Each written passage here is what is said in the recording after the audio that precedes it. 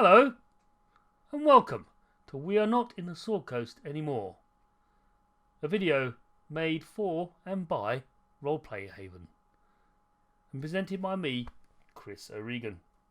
Who am I? Who are Roleplay Haven, and what's this about? Well, watch on to find out more. This is a rough guide to RPGs that are not D&D. I know, it's hard to stomach, but trust me, there are games that aren't D&D out there. So, this is basically a talk that I gave at PAX East this year. 1st of March 2020. I was at Arachnid Theatre in front of 100 or so people delivering this very talk. And it went over quite well. I thought, oh, maybe I should make a video out of this. So I spoke to the other committee members of Roleplay Haven, more about which later. And they agreed that, yeah, we should do a video of this. So this is what I'm doing. This is the video. This is the fruit of my works. Hooray. I'll go through who am I, what authority do I have to talk about role-playing games that aren't D&D. A fair point, and one I will attempt to answer. What is Roleplay Haven? Fair question. We'll attempt to answer that too. What's with this video? This used to be what's with this panel. But this isn't a panel, so I've retconned it and turned it into a video. Yeah. Then I give the meat of the show. Video? Whatever. It's an RPG showcase. The showcase of video games. I've played far too many video games. Of role-playing games. Pen and paper, tabletop role-playing games that are not D&D. And finally, I give some tips on encouraging people to play these games that I'm going to describe to you that aren't Dungeons and Dragons, which can be harder than you realise, which can be a bit of a pain. But there it is. So, first question. Who am I? Well, I'm Chris O'Regan. I've been playing role-playing games since 1980. The first role-playing game I ever played was D&D Basic. That's what we used to call it. I'm not sure if it's the right term, but we just didn't call it Basic. D&D Basic, as opposed to AD&D, which is Advanced Dungeons and Dragons. And first edition Big Red Book. Remember, the first character I made was a fighter called Slagon. I thought it was cool. I was only 9. It's fine. First pre-made adventure I participated in or played in was B4, The Lost City. It was made for the Dungeons and Dragons Basic set, as you can see over there, just hovering over my left shoulder, just there. And big purple book, I'll never forget it. And interesting module. It wasn't actually complete in content. It was a framework for DMs to pour content into. It was like an introductory guide to wannabe DMs who actually want to make their own adventures but are a bit unsure on how to do so. And this gave them a framework for them to play around with. It's an interesting idea, but it's a bit difficult for us sort of 10-year-olds to actually get our heads around. But there it is. We did our best. I seem to remember the last monster being quite a beast and having 9 attacks or something. We may have got that wrong, but I do remember that. Very odd. I'm currently playing in 2 RPGs. We have Into the Abyss, which is a D&D 5th edition module. Very fun. I'm playing a cleric, level 13 at the moment, and his main feature is he has a man bun. That's it, really, which seems to be sentient. In fact, it may actually be the god he worships, but he's not entirely sure. Then there's the Shadow of the Century, which is a fate-based game I'm currently playing. I'm playing a detective called Max Steele, and it's basically set in the 1980s. A version of the 1980s. I'm not sure if it's a real one or an alternate one. Doesn't really matter. If you've ever known the Cannon Group, look it up. Cannon Group films. They're very, very bad, low-budget action films from the 80s. Very short-lived, thankfully. They made a lot of them. It was a thing, and that's basically what Shadow of the Century is all about. And then the third game I'm about to start running over the summer is Star Trek Adventures. So that's going to be fun. A set of adventures, pre-made set of adventures in the Star Trek Adventures world. And I'll talk about Star Trek Adventures later on in this video, so I'll keep my powder dry before I delve into that anymore. I'm also the game coordinator for the Lewisham branch of Roleplay Haven. There's that name again, Role Playing Haven. What's that about? Well, I'm happy you asked. I'm assuming you did. I have no idea. What is Role Playing Haven? Well, it's a tabletop role-playing group that offers safe haven for those who wish to engage in the act of playing role-playing games. Hurrah! A bit of a mouthful, but that's basically what it is. It offers a safe and structured environment to actually play role-playing games in with like-minded individuals. It's run as a non-profit community interest company, or CIC, and it has 6 branches across the UK, 4 of which are in London, because the Role-Play Haven did start its life in London. So there's as you can see here, there's a map just here. I've got the screen down here. It doesn't matter. 4 breaking. That's fine. So we got Lewisham, of course, Hammersmith, Archway, and Stratford. They're the 4 branches we have in London. We also have one in Cardiff, one in Plymouth, and there actually are now plans to release one. Have one in Edinburgh, north of the border there. So very exciting times for Role-Play Haven. Last year, 813 people playing role-playing games raised $21,110 for local charities. It's quite a feat, and something that Role-Play Haven is fiercely proud of. So not only do we provide a safe space for people to play role-playing games in, but we also provide charities and support for people who need it. So yeah, it's quite a thing. So what's with this video? Now, if you come here thinking, oh good, a video about bashing D&D. No, I'm sorry to disappoint. It's not going to happen. I'm not going to do that because D&D is a very important and very good game, in my opinion. And I don't think it needs lambasting at all.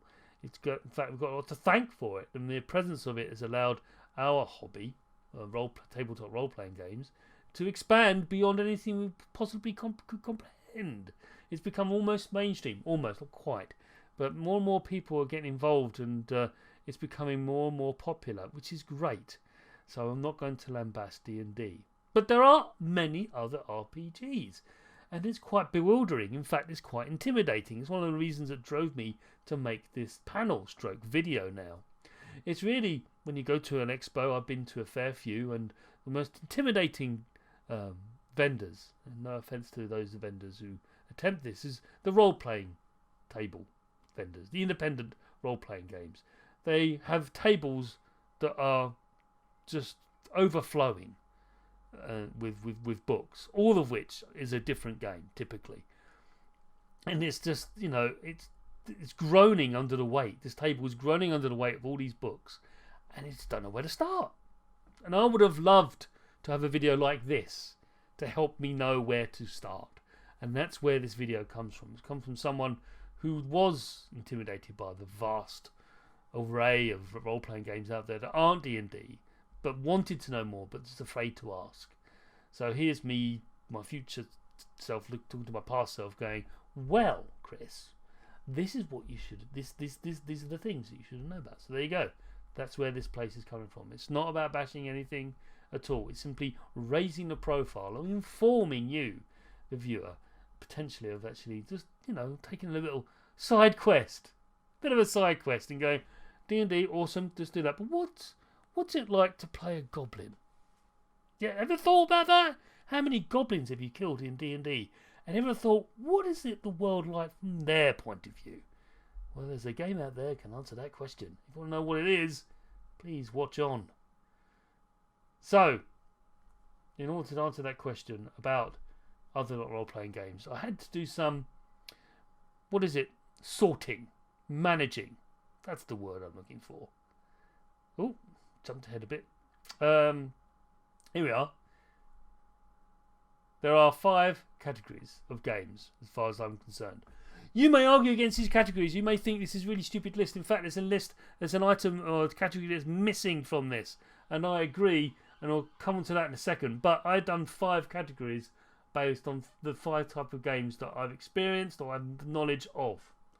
I've played most of these games, but not all of them.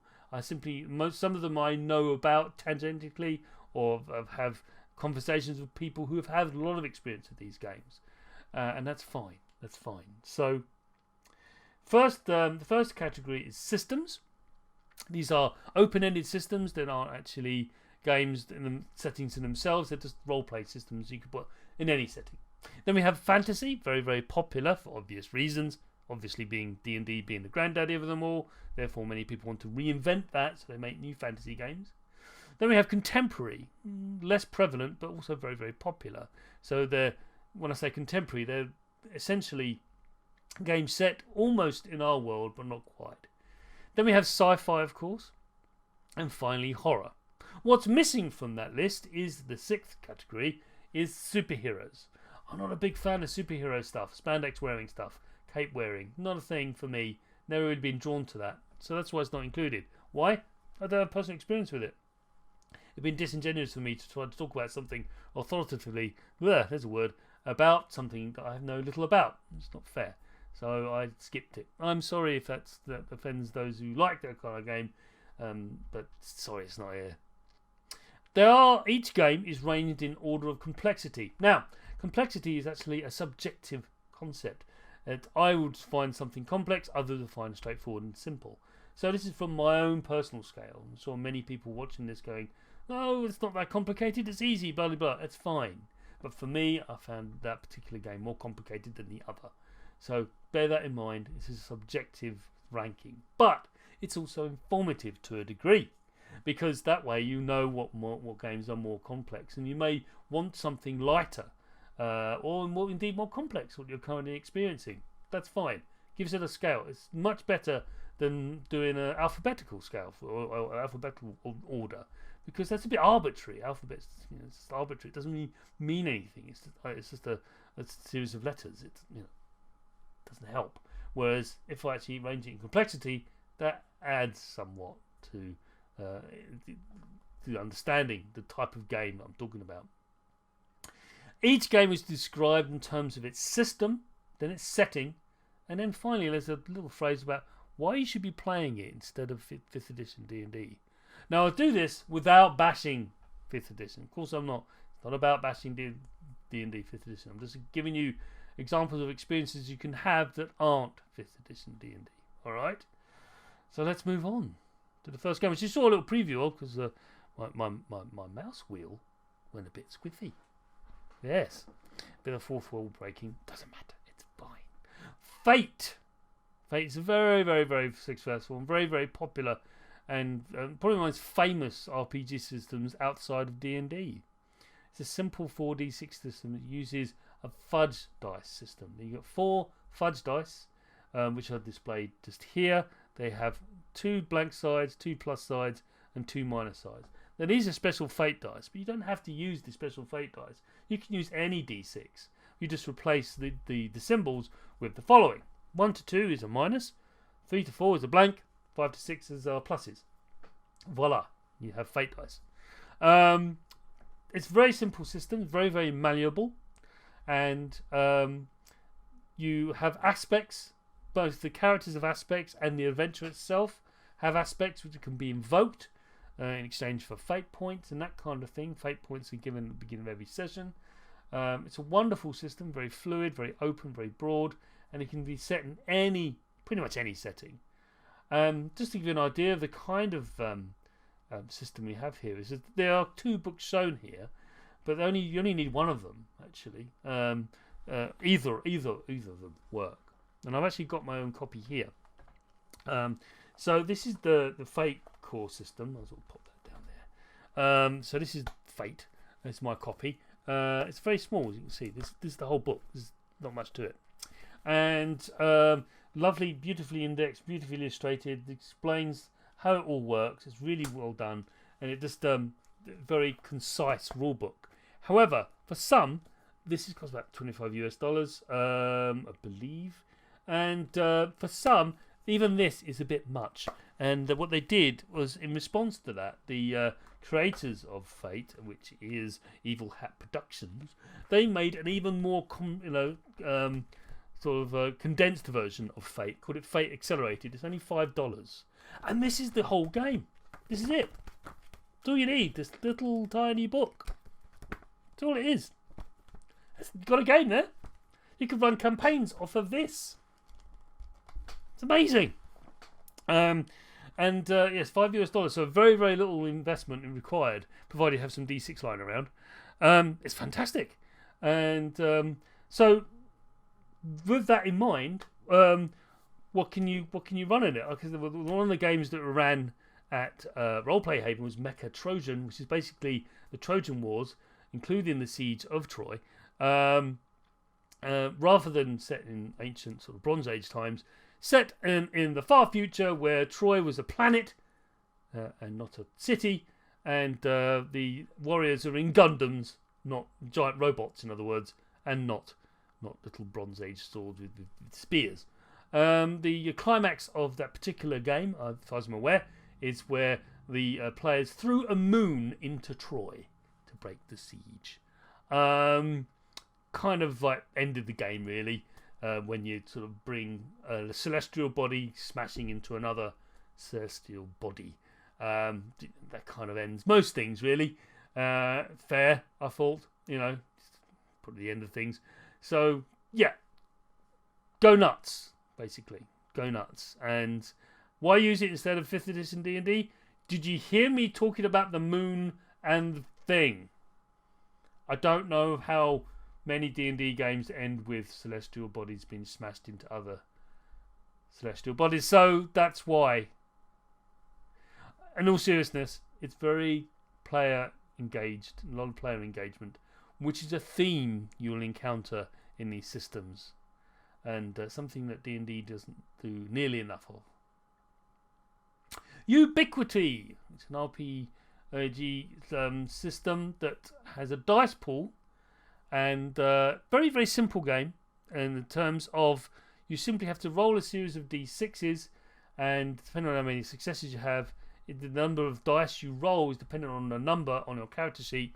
Say you want your sword, you want to use a sword, you're a swordsman, you can roll 7 dice or something, I don't know. You roll that number, and depending on how many successes you have, determines whether you hit the thing you're hitting with the sword, also how much damage you do. Now, that can be quite complex, or no, not complex, difficult to swallow.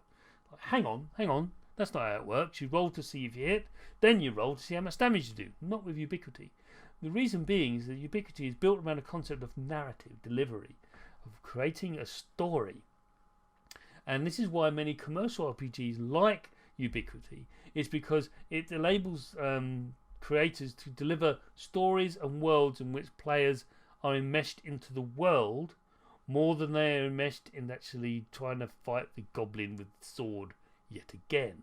It's all about putting players in the role of other characters in a world they're not familiar with, and that's what Ubiquity games are about. It's about narrative, driving forward the narrative. It's always about the narrative. It's not about skill checks or fighting. It exists in the system, but it's not as prominent as it is in D&D. It's very easy for players to understand, which makes life a lot easier. You don't get bogged down in rules so much. You get more bogged down in intrigue and adventure and discoveries.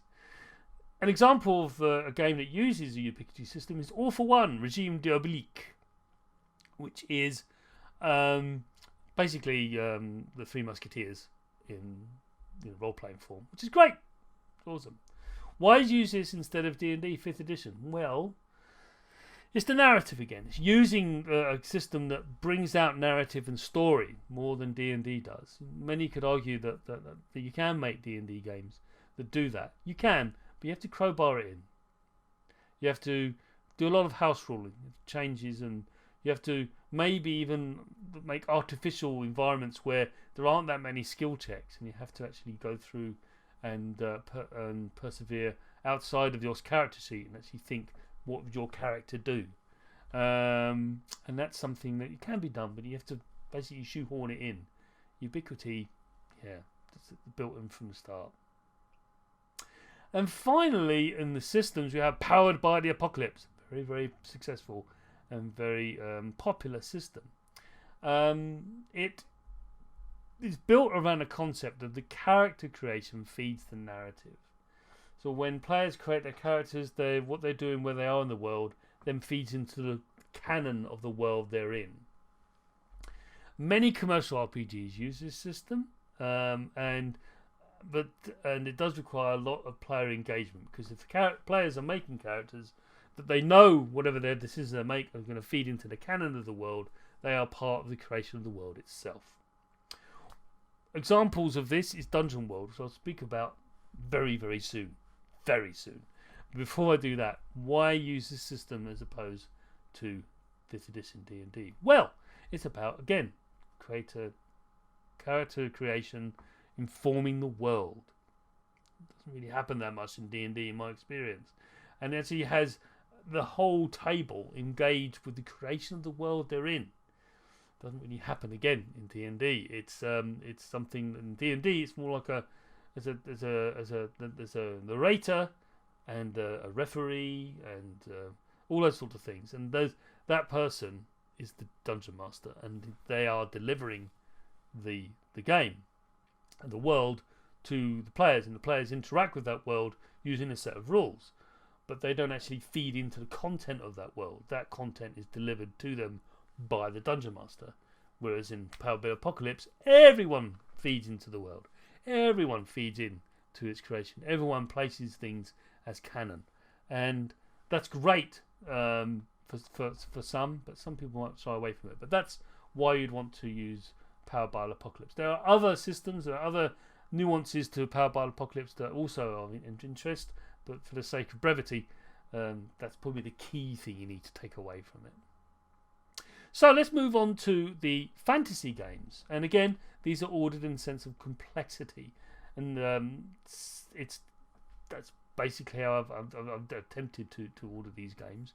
And I believe Dungeon World to be the simplest of the fantasy role-playing games. Again, many people argue that, but that's going to be the case for all of these sections. So do bear with me. Dungeon World then is based on Powered by the Apocalypse, and its setting is very, very odd and fantastical, which is great, and requires the players again to use groupthink in order to engage with the game itself. Now, I've played this a couple of times, and every time I've played it, we had a player who's slightly more introverted than most.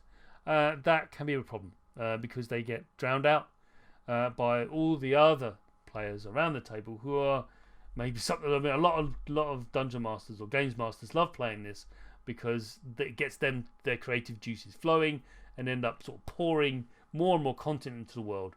And it's, for me, it's just a joy. I love playing this, but when I've been acutely aware of other players or making sure that they get their chance to shine. And it's very hard to games master in that regard, to make sure that everyone gets their chance to shine and put something into the world. The world can be literally, actually, I don't know the word literally, actually made by the players. The games master will lay out a map with some features on it: hill, river, ford, what have you, village. And then the players then get to populate that world with things. For example, the hill. They say, "Oh, there's a hill there. What's on it? There's a castle. What's the castle? Okay, what colour's the castle? Well, it's purple. Of course, it's purple. Okay, it's a purple castle. Who lives in that purple castle? It's Gavin the Wizard. That's right, Gavin the Wizard now lives in that castle. Why? Because you just said it. You said it, and it happens, and it exists in the world. And now Gavin has issues with something, and now we have to help Gavin. Maybe. Maybe you don't have to help him. Who knows? Maybe he doesn't need help. Maybe he just needs to be left alone. Who knows? It is only one small rule book. It's great. It's just this one little rule book. That's all you need. One little softback book. It's great. It's very easy to get hold of. Very easy. And it's relatively cheap as well. And why play it instead of D&D? It's the world creation, the player engagement, the group think. That's why you play it. That's why. And it just can't be done in 5th. I've said it. You can, but like I said, you've got to crowbar it in. Here's a game that's built around that concept. It's good. It's a good fun. It's also quite amusing. 13th Age. Speaking of amusing. It's a D20 based system, similar to Dungeons and Dragons, with an escalation dice mechanic. The escalation dice is a 6-sided dice that you use to add to your die rolls when you roll to see if you're going to hit, which is fantastic. So you've got a user of D20, as you normally do, roll against their attack, their defense, what have you. in his defense, and this dice is slightly bigger than the other dice you use in around the table to make sure it doesn't get confused with another dice being rolled. This is my escalation dice for my copy of 13th Age. It looks it's a bit diminutive. Okay. I think I might have over top with the size of the dice, but at least everyone can see it. You see. So what happens is you just basically add the pips to your dice roll. So you roll a 17, needed an 18. And I'll just add that, and there you go. It's now 18. And this goes up. Every new round, you get more and more. The point is, the combat's getting more and more frenzied, more and more, diabolical. And as it's getting more frenzied, this is escalating. It's a wonderful system, and it really tells you a lot about what 13th Age is about.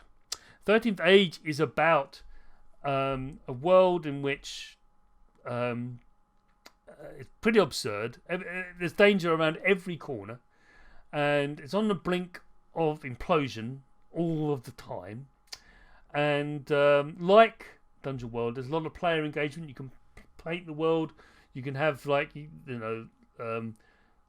facets or aspects of characters or NPCs you encounter, and make it so that they are that thing now, or they have that thing. One of the things that I'll give you an example where we visited a wizard in a spire, and in his study, the games master asked, "What's in this study?" And one of the players said, "A stuffed crocodile." Later on, that stuffed crocodile became animated. Of course, it did, because the player was playing a necromancer, and then that was then used as a pet for the rest of the game. Do you see? Nonsense. Actually, just absolute nonsense. Now, one of the things about 13th Age, which I do need to impress on you, is that as fabulous and wonderful as it is also assumes a lot on the players and the games master, in that they are familiar with the concept of role-playing games, very familiar. I am not gatekeeping here, please don't think that. I'm just stressing the point that the prior knowledge required on the part of the player for 13th Age is quite high. It assumes a lot. The rule book is wonderfully written, but written from the point of view that you know how all this stuff works. And all the rules in it are offered as a guide, not as a rule. Like, they're constantly reiterated that this is what you can play it like. You don't have to. You can do it another way. It doesn't matter, as long as everyone is having fun and everyone is bought into that rule. And that's fantastic. And that's what 13th Age. 13th Age is best described, I describe it as a satire. A satire about fantasy role-playing games and all those tropes attached to them. And it's quite funny for that, if you're familiar with it. Why play it instead of 5th edition D&D? This is why. Okay, maybe not that, because you could put that in 5th edition D&D as well. Wouldn't stop you. But no, it's not the escalation dice. It's because of the world you create and the satire and the jokes and the ridiculous characters you can make. You can make anti-paladins, for example. And some of the characters, some of the advancements and stuff, you can advance incrementally as well. You can do a half level rather than a full level. It's lovely, lovely stuff. But again, only for more experienced players. That's all. That's all. Next, Shadow of the Demon Lord. D20 based system with D6 rolled in for good measure for damage to determine what damage you apply if you manage to successfully hit or do something. It is set in the world on the brink of apocalypse when the bad guys are winning. Yeah, I know. Heroes are in short supply, so now it's time for just the regular people to stand up and figure something out to overcome what seemingly is about to devour them all. Has very unique character species and classes. For example, you can be let's see, a demonologist. Yes, you can study the act of summoning and binding demons. You also get a chance to get to know the world point of view from a goblin, which I mentioned earlier. This is the game. This is it. This is a game as if it was made by someone who thought, you know what? This is what Dungeons and Dragons would have been like if someone said maybe we should see the point of view from the goblin. How do they see the world, eh? What's their their shtick, and what's their what gives? What is it with the demonologists? They're in the dungeon and they're doing their thing, minding their own business, kind of. And next minute, a bunch of heroes comes in, and they go just kill him. And you're like, well, what was his deal? Surely he would have known that would eventually have happened. So what was his? What gives? Well, this Shadow of the Demon Lord will answer those questions. What is the deal with the evil guys that the heroes in games kill? Well, you could do this, play Shadow of the Demon Lord, or play Dungeon Keeper on the video games. Either works. Either works. It's fine. So that's why you play it instead of 5th edition D&D. Yeah. Next up, Warhammer Fantasy Roleplay. Again, just to remind you, I'm delivering these games, describing these games in order of complexity. So, this is a D100 system. You only need 2 D10s to play this game. That's it. You don't need a whole swath of dice. You just need these 2 dice. They can be percentage die, like one's 00 and that sort of thing, and one's got single digits. Or you have 2 single digit ones, and one of them is the digits, one of them is the tens. I prefer the latter. I've got a black and a white one. I dish out to players and I tell them the black one's the digits and the white one is the tens. It's set in a very distorted world where everything is perilous. The best way to describe it is this. When you encounter a troll in D&D 5th edition, what do you do? Well, I can't hear you saying what. I'm assuming you're saying you just go in and start fighting it, right? Of course, that's what you do. But in Warhammer Fantasy Roleplay, no, you don't go in and plow in and start killing the troll. No, what do? You run away, and then keep running. Even after the troll's lost you just keep running. Why? Because the word perilous is not just a joke in Warhammer Fantasy Roleplay. No. It is actually true. The whole game is built around the concept that you are very squishy and you might lose a limb. That's right, there is a mechanic in this game where the characters lose limbs and appendages. Yes. So bear that in mind when playing this game. Don't go just wading in with your sword going, oh, I'll be fine. No, you won't. You really won't. It is currently the 4th edition is out. And they're building more content for it. It's an excellent game. I've run a campaign on it from the starter set, which is amazing, and I've also run some one shots as well. So yeah, it's a great game, but it's rather complex. Character sheet is rather complex. It's a very odd skill checks, one of which is alcohol consumption, so you can check against your alcohol consumption. It's a very dark comedy. There's also Wolfrup is a very dark comedy. Why play it instead of D&D? I think the fact that you're so squishy is the thing, really. That's the thing that strikes me as being somewhat appealing to this game, is that every danger is real. You can actually get hurt very, very badly. So, next up is the One Ring role-playing game. D12 as opposed to D20 and D6. This game is very Tolkien. Very, very, very Tolkien. And it really is totally Tolkien. The game system is built around the concept that it's very, when you get hit, it hurts very, very badly. In fact, to the point where you get almost utterly crippled by it. And the combat system is such that it respects positioning, not actually on a grid or miniatures so much, but more on the lines of what you're doing. Are you going forward? Are you in 4D attack? Are you defensive stance? Are you at range? All that kind of stuff. It's really complex, but really, really well modelled, and allows you to do some incredible things, incredible feats. And it's just, I'm just really, really impressed with the combat system in this game. And the skill check system as well. Very, very good. Why play it instead of 5th edition D&D? Well, you don't have to play this game outside D&D. You can actually run this game, same game, but within D&D rule system. They've retconned it, they've remodeled it, and you can buy this game or the content, the story content as a 5th edition game, and it's fine.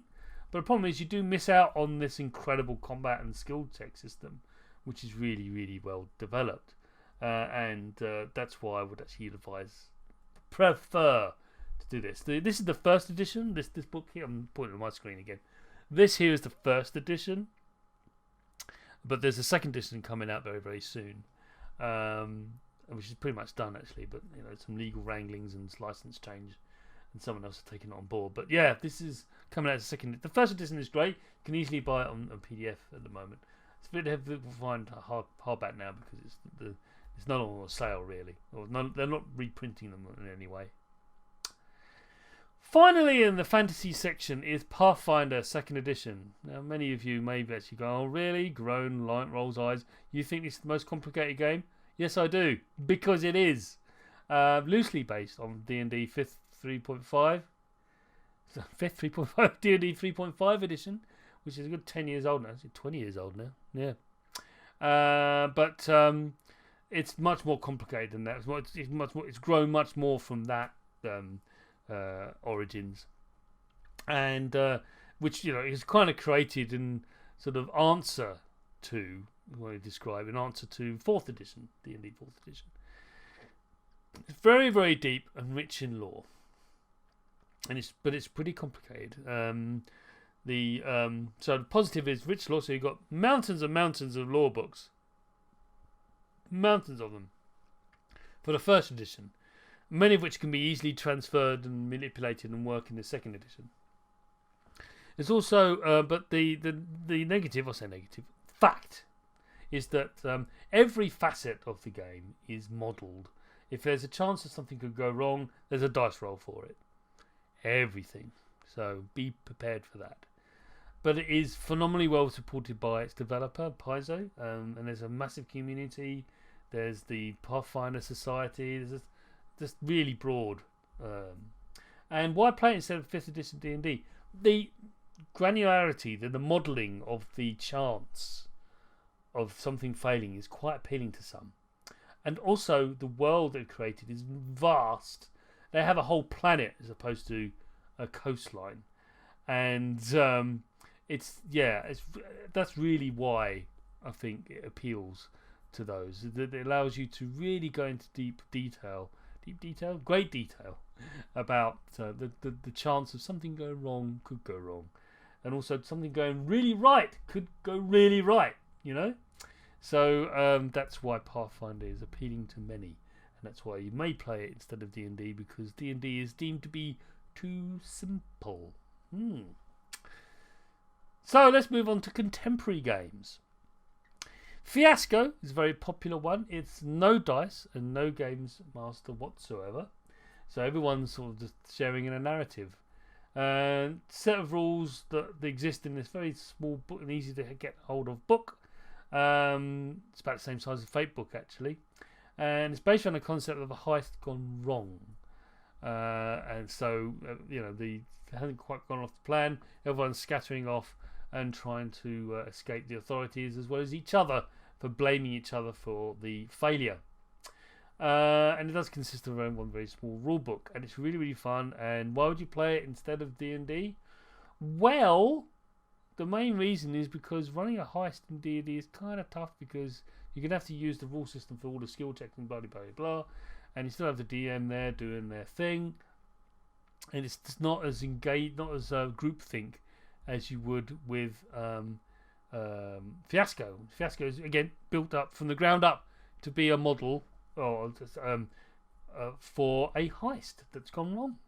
That's the whole game, and so it's only one session as well. So yeah, that's why it's a single event experience. Prime Time Adventures. Some argue that this game should be in a system, not a game in itself, but I disagree, because it's actually making a TV series. That's the crux of Prime Time Adventures. So it's based on regular playing cards for skill checks, and players are required to take a TV series, create the content of it, invent it, and then keep it on air. Plot of these shows typically goes completely to other realms that you weren't expecting as the games master, which is great. It appeals very much to those players who love foisting in tropes, or not tropes, pop culture references. You know the ones. I'm one of them. I'm embarrassed to admit every now and again and go, oh, see what I did there? Yeah. Well, if you like doing that, well, this is the game for you. It's a game about pop culture, about creating that and leaning in on its tropes. Why play it instead of D&D? Well, you make a TV show. That's why you're making a TV show. I mean, the closest I can see 5th edition doing that would be you put on a theatre or a play or something. It's not quite the same though, is it? This is something quite different. So that's why you make a TV show and have fun with it and use pop culture as part of the game rather than trying to be witty as I tried to do. This is rather sad. Anyway, okay. Next up, Tales from the Loop. This is really famous. This one, so famous, it's actually a TV show now. Yeah, it's a weird one. Started with a bunch of paintings, and then or images, and then they made a role-playing game, and then they made a TV show out of it. It's just incredible. D6 based system with 6s being successes, and the more D6 you roll, the more successes you're likely to occur. These orange ones above me are ones you can buy just for the game, but you can use any D6. You don't have to use these. These just look kind of cool.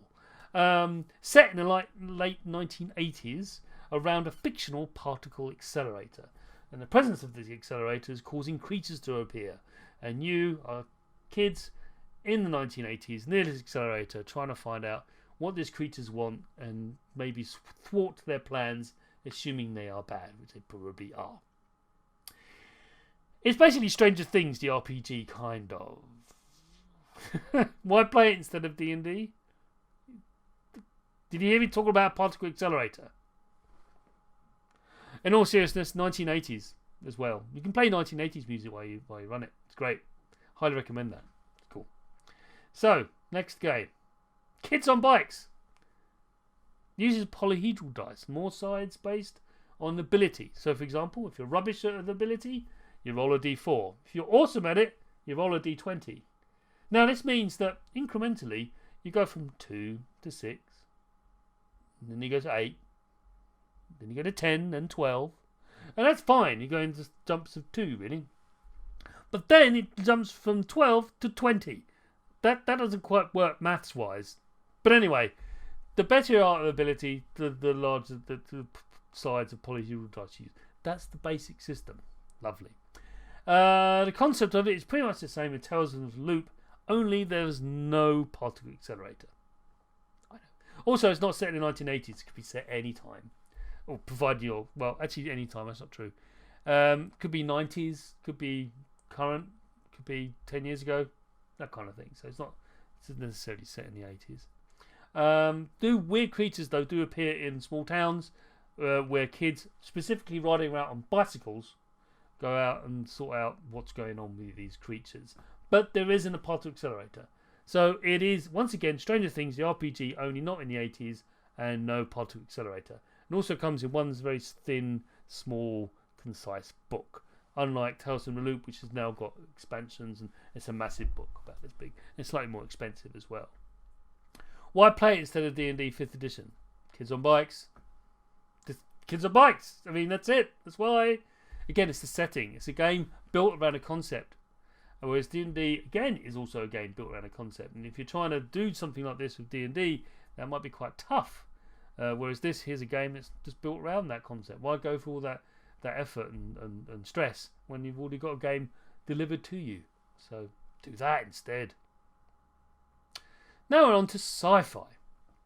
The first game on the sci-fi sort of concept or setting is Coriolis, the Third Horizon. D6 based system with 6s being successes. You might have heard me say that already. That's because you were listening when I was talking about Tales from the Loop. Made by the same people, Free League.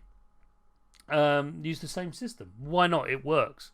But the setting is basically Tales from Raven Nights in space. That's right. So there are mysterious icons that have appeared in this realm or this universe. The third horizon is basically the third tranche of people that have arrived from Earth. Earth is now long forgotten and separated from, and it's almost myth and legend. For the cataclysmic event caused it to be cut off from its human colonies, and now this whole new society has been built up and spans across many star systems. And these icons, these strange alien creatures, have appeared and manipulating the world. And some people think it's great, some people think it's not so great. And that's the world you find yourself in. Players are quite fragile, and space is very dangerous. So that's one thing I've found about Coriolis, is that the fragility of the players and how inhospitable they portrayed space to be, which is correct. It is pretty nasty out there. Radiation and stuff. It's pretty bad, and also complete lack of air doesn't help. The space combat's really cool in this game, actually. I really like how it's modelled. And players take the role of a crew member on a spaceship, typically. And the ship is actually captain. There's a captain in the crew, and that kind of thing. And it's all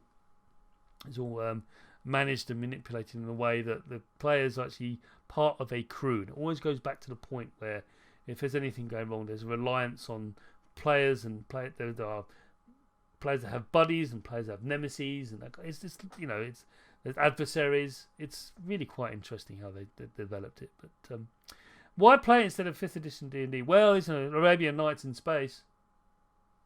There it is. And but also the fact that the really interesting modelling of character interaction, modelling that in, actually building that in, I should say, into the game, baking it in, that's a better phrase, from the outset, allows players to play with that and build off of that.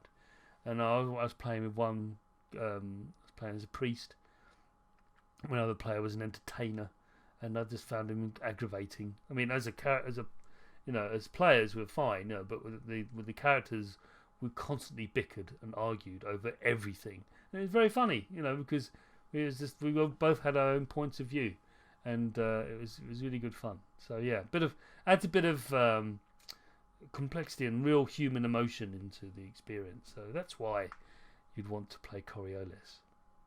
The Quiet Year, set in a post-apocalyptic world, with the skill checks and events, I should say, based on drawing of standard playing card deck. Hence the symbols, the hearts, diamond, club, and spades.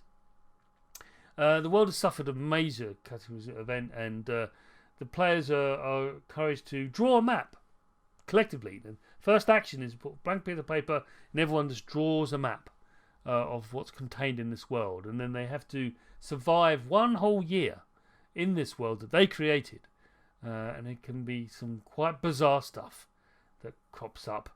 You will believe what people pour into this game. Massive player engagement because they're building the world, and it only happens one session because over a year you can't. So it happens over 4 seasons. And why would you play it against 5th edition? Again, I find it difficult to see how it would work. Maybe you could foist in the events and then mix it with the skill checks, but players aren't. It doesn't really work. So yeah, why would you play it instead? It's because it's modelling the concept of a society on the brink of collapse that's trying to hold on. There we go. Pretty dark, but there it is. Oh, jumped ahead. That mouse wheel's really annoying me. Wrath and Glory. Dice pool system with 4s and 5s being a success, and a 6 being a double success. Set in the Warhammer 40,000 universe, which is based around the concept that the Emperor protects the righteous. And if you're not familiar with the universe, read up. It's just bonkers, utterly bonkers. Fantastical adventures in bizarre worlds. And it could be range from anything from a jungle world to an ice-bound sort of wasteland. Doesn't matter. You can go crazy with this game. It's amazing. Very, very, very fast-paced. Very fast. The combat system is built around a concept that the players are heavily, heavily armed, and they really know how to use those weapons to great effect. And for that reason, it's quite possible to lay waste to many enemies all at once. Why play it instead of 5th edition D&D? To have such weapons and the pacing and the bizarre world. That's why. It's to revel in absurdity. Really revel in absurdity. That's why you'd want to do this. Now, a bit of sort of detail here. The image on my just above me here is of the current edition. And the current edition is this red cover. It's not available in hardback quite yet, I don't think, at the time of recording. I might be wrong. But it's the second edition, basically. The first edition was fine. Unfortunately, the character creation element was broken, difficult to understand, and didn't really work. And you had to basically, fans of the game had to rewrite it all. So they've taken on board Cubicle 7, have taken on board the publishing of it, redraft the whole thing, remodeled the whole thing to make it much more comprehensible, which is great, and I applaud them for that. So if you're looking for this game, do get the second edition. I can't stress that enough. The first edition is just incomprehensible, unfortunately. Nice ideas and presented in a great way, but unfortunately the character creation just did not work, which is very sad. Why play it? 5th edition, well, I've already said that, haven't I? So let's just move on to the next one, which you already saw a preview of. It's Starfinder again. This mouse will, obviously. I was using the keyboard. I just don't want to use the clicky sound. Anyway, Star Trek Adventures. In fact, I'll do that next. Star Trek Adventures is a game I'm going to be running very soon. It's a double D20 dice pool system, and low rolls win. So if you're a player who keeps on rolling ones on their D20, this is the game for you. Also, if you like Star Trek, any era of Star Trek, by the way, it could be the original series or Next Generation or Deep Space Nine, doesn't matter. It can set in any era of Star Trek. And play can scale pretty widely from a small away team mission to a vast space armada, big epic battle like Wolf 359 from against the Borg. Can go scale from that. Leans really heavily into Star Trek. So if you know your phaser pistols from your Jeffries tubes to your warp conduits, you know all those things and what they mean. This definitely is something you'll be very familiar with and comfortable with. So if that's really what Star Trek Adventures is about. Putting players in the realm of Star Trek and seeing how they would fare, as opposed to them yelling at the TV screen when they're watching the show. Why play it instead of 5th edition D&D? Offers you a chance to experience Star Trek, basically. I'd be very hard pressed to actually get D&D 5th edition to work within the Star Trek realm. I'm sure it can be done. I'm sure it has been done. But this game is built from the ground up, to be about Star Trek. By the way, this over here, or this stuff, this is all special edition. They sold it for £180 or something with this Borg Cube edition. It's got loads and loads of stuff in it, and I don't have this edition. I don't have that. I do have the DM screen though, and most of the rule books, but not all this paraphernalia. This isn't the standard edition. You can actually just get the standard core rulebook, and that's enough. It's a really, really fun game, and uses sort of stress and success. Or more successes you have, you can actually pour that into and exchange that for tokens to actually build on other successes or other subsequent skill checks and stuff. It's really, really clever. So, Starfinder then. I'm going to the keyboard now. I'm using the mouse. Starfinder is basically Pathfinder in space. It's very, very deep and rich in lore, almost rivaling Pathfinder, but not quite. They're building on it though. They've got a lot of books and a lot of modules out. Trust me, I know. It's really quite complicated. Okay, it's just a fact. But that's they regard with Pathfinder stuff for Starfinder games. They love modelling all sorts of things. You can do anything from flying a spaceship to it does the chase. There's a system in the game for car chases. It's great, fantastic, as long as you know what you're doing. And I've used it in the game. It's really, really fun. It's very, very well supported by Paizo. People who make Starfinder and Pathfinder games. There's Starfinder Society, for example. Really, really good stuff. And one must ask, why play it instead of 5th D&D? Again, same sort of response to the Pathfinder stuff. And also, it's in space. And so all the stats in it. There's a book. One book dedicated to armory. Just weapons. Hundreds and hundreds of pages of just weapons and their stats. That's the kind of detail Starfinder goes into. Don't remember seeing that kind of thing in D&D. Again, you can do that yourself. Make your own tables. And provided it sort of slots into the D&D rule set, that's fine. But it doesn't. You have to do all that work yourself. Whereas Starfinder, a lot of that's done for you, which is great if you want to keep the rules. So that's the pinnacle of complexity and stuff. It's still fine. You also notice a complete absence of the most famous one, which is Traveller. I'm embarrassed to admit I've never played Traveller. So for me to talk about it today in this video would be dishonest. So I'm not going to do it. I'd like to play it one day, but I hear various things that maybe put me off. But enough of that. Horror. 10 Candles is a very interesting game. This is a game that's basically celebrates tragic horror. Tragic horror is where the good guys don't win. They eventually perish. And 10 Candles consists of 10 actual candles which are laid out in a dark room in a circle, typically. And the players use skill checks with D6s, and every failed skill check, a candle is extinguished. And as soon as all candles are extinguished, the game ends and everyone's dead. It must be played in the dark in order for the candles to actually have any effect. Excuse me. It's a one session game with players providing all of the content, really. There's a framework and a setting, but most of the content is delivered by the players. This can be quite sort of intimidating to some, and it's quite anxiety driven as well. So it's not for everyone. Why play instead of D&D? Well, doing that kind of anxiety driven game is hard to do in D&D because everyone's basically a superhero. So, to die in D&D is pretty hard. Whereas in this game, it's very easy. There's a very real threat of death and failure. And for that in mind, it encourages that kind of anxiety. Some people like that. Some people not so much. Speaking of anxiety, dread. This is a game that's built around the concept of anxiety.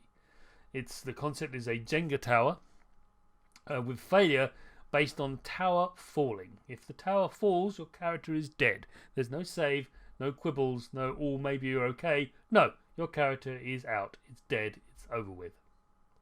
Setting can be any time and anywhere. And this is a Jenga tower here. I've got covered in red splodges. And I've already said it's built around the concept of anxiety. Now, it's a one session only game, really. Can't do campaigns. With very few characters surviving at the end of it. One of the things I found is that the game, actually the book for the game, has opening sort of paragraphs saying if you are in any way against or suffer quite badly from anxiety, this is not a game for you. It can encourage feelings that you'd rather not have. And I've had players that just towards halfway through the game, even the Jenga tower is now really quite precarious. It's swinging about because that's how the beauty of it is that it's representing the state the players are in. Because the more you get engrossed, the more progress you make in the game, the more precarious the tower becomes, and it becomes even more precarious. The likelihood of someone dying increases, and some players it's like I can't do this. I think they can. And halfway through, they realise the magnitude of their actions and what they're about to do, or what they attempt to do. They just can't do it, and they can't actually interact with the tower anymore to the point where they can't play anymore. So be wary of that, and not all role-playing games are for everyone. And the maker of this game is very open about that, saying, you know what, it's not for everyone, and if you suffer from anxiety, don't go into any of this game, and that's fine. Why play it instead of D&D? Again, the concept of ratcheting up the fear of failure and death potentially, is all about dread, and can be done in D&D. Fully recognise that, but nowhere near as good as dread. Nowhere near. And again, this game is built around that concept. For D&D, you've got to basically go back to the base rules and tweak it and manipulate it and massage it and mould it into a way it can actually represent it here. But again, with D&D, characters can be resurrected and saved and all sorts. There's saving throws, for pity's sake. Not with this game. So, let's move on. Alien! Alien is a game that's based on the same system as Tales from the Loop. So it's the third Free League game that I'm talking about. It mirrors the original Alien film, and that is a horror film. For stress is modelled within the game and is used as a resource to increase the success of actions. The trouble is, the more stress you use, the more likelihood you actually come to harm. Like most horror films and games, a lot of time passes before anything really meaningful happens. This can wind up players a little bit, and it's difficult to manage as a games master, because what you're having to do is manage the tension level so much without actually having them freak out too much, and you basically build up a sense of tension, and any movement, any slight noise, unusual, sends most players round the twist. And that's fun and that's great, and everyone's bought into that, but some people find it difficult to comprehend, because seemingly nothing happens for ages until finally there's a big climax and then all hell breaks loose. But it's that journey, that's that point, that's what horror games are about. It is built around a concept of scenes from films, and that's what scenes from the films. So it's very much a role-playing game based on a film license, and it really focuses on that. If you're familiar with Alien, like Alien the film, I want to know what it would be like to be in that reality, in that realm, then this is definitely the game for you. Really good fun, as long as you understand it is a horror film with capital H. It is not a sci-fi film. Like the original film, it's a horror film that happens to be set in the future, not necessarily. It's not the other way around. Why play it instead of D&D 5th edition? I think the modelling of the stress for me is why. I don't see how you could do that in D&D. I really don't. Maybe someone in the comments below could tell me, but I find it difficult. And for this concept of using stress as a resource that you can draw on is really interesting, and helps with the creation of the tension in the game. That is why I think you want to play this instead of D&D. Again, I'm not saying one is better than the other. It's just that one is better at doing a thing, whereas the other can't, or it's difficult to do. So, finally, in the horror section, I think it's the last RPG I'm going to talk about, is Call of Cthulhu, the granddaddy of all horror RPGs. D100 percentage die system. It is based on H.P. Lovecraft's horror books, with investigators trying to foil the actions of cultists who are trying to resurrect old ones. Old ones being old forgotten gods that want to re-engage with our reality and also do their bidding. Player characters typically not die of their physical ailments, but of losing their minds. They become insane, and there's actually a track to keep track their sanity levels for each character. This is baked into the game from the ground up, and the concept that people are seeing things that they think should not be doesn't make any sense. They shouldn't exist. They go against the forces of nature as far as they are aware of them, and these things ought not be, and because of that they lose their minds when they see these things. It's a very slow paced game because it's a horror game for weeks, and some of these campaigns, it's notorious for games running for years because the pacing is required, that there's very slow investigations, piecemeal breadcrumbs sort of dropped in, or drip feeding I should say, and breadcrumbs is finding your way, but you're drip feeding information. The games masters drip feeding information to their players, and they're desperately trying to, eke out as much to again ratchet up the tension. There is, and that can be troublesome to some players because it's the pacing is so definitely so slow, and that can be quite jarring for many.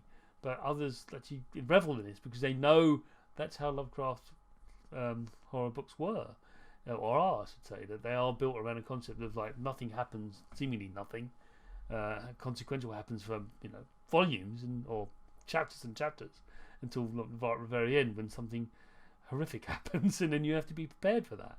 And that's the point. You're preparing for something that's something quite horrific is going to happen. You just don't know what, and that's the point. That's the appeal of Cthulhu. And why play it? Well, I think I've described it to you, haven't I? It's just the idea. Why play it instead of D&D, I should say, is that's the appeal. It's the slow pace and the build up and the horror and the modelling of the chances, the D100 system and the luck system and I didn't mention the luck system, but that's linked to insanity, and you can actually get over and above what you'd expect, and you can increase your luck. You can do all sorts of wonderful things with the